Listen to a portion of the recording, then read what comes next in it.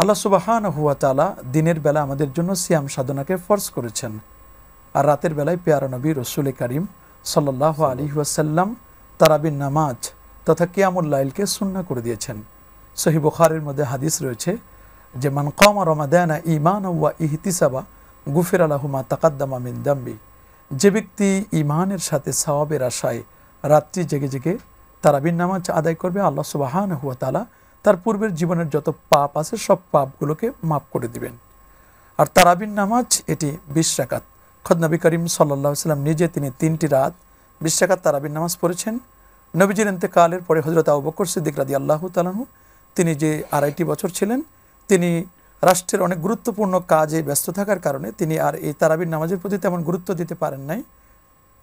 নবীর যুগে যেমনটি ছিল ঠিক তেমনই তার যুগে ছিল। পরবর্তীতে খলিফা হলেন 31 লক্ষ বর্গমাইলের শাসক হযরত ওমর ইবনুল খাত্তাব রাদিয়াল্লাহু তাআলা আনহু। তিনি প্রায় 10 বছর 6 মাস 8 দিন পর্যন্ত রাষ্ট্র পরিচালনা করেছিলেন।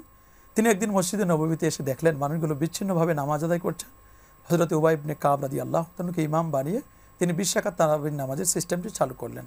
পরবর্তীতে হযরত উসমান রাদিয়াল্লাহু তাআলার যুগেও 20 রাকাত ছিল এবং হযরত আলীল মুরতাদা রাদিয়াল্লাহু তাআলা তার যুগেও 20 রাকাত ছিল।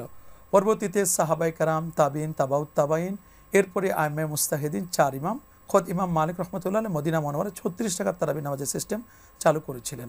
আমরা যদি দেখি কুফা, বসরা সহ সারা ওয়ার্ল্ড ওয়াইড 20 রাকাত তারাবির নামাজ চলেছিল। 1284 হিজরিতে ভারতের আকবরাবাদে হুসাইন বাটালাবি নামক একজন ব্যক্তি প্রথম এই 20 রাকাত তারাবিকে মাইনাস করে 12 রাকাত মাইনাস করে 8 রাকাতের ফতোয়া দেন।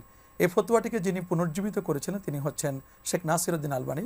পরবর্তীতে এটিকে মদিনা শরীফের একজন কাজী ছিলেন, তিনি এটিকে একেবারে দাফন করে তিনি বলছেন যে না, 8 রাকাত তারাবি নয়, তারাবির নামাজ হবে 20 রাকাত। এবং আমরা যদি 1000 বছরের ইতিহাস মক্কা শরীফ, মদিনা শরীফে দেখতে চাই তাহলে সেখানে 20 রাকাত তারাবি চলে আসে।